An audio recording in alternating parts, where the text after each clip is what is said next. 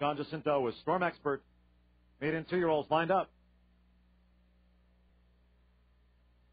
And they're off. Desi in between horses. Good fight showing speed. The second-time starter, Gelfand right there. Silent Count also close. Here's Good Fight going out to lead. Gelfand who will track that. Desi in the black cap is third. Silent Count in fourth. Big Lucky's Hope driven in fifth.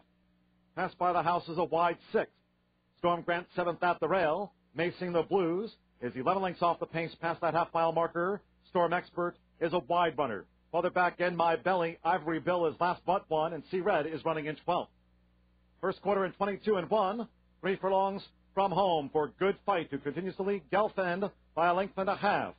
Desi being driven in third, coming toward the quarter pole. Silent Count is 4 lengths off the pace. On the outside, passed by the House, put to the whip as they turn for home. Good Fight, Desi between horses, Gelfand, half mile in 46-3. Now in the final 3/16.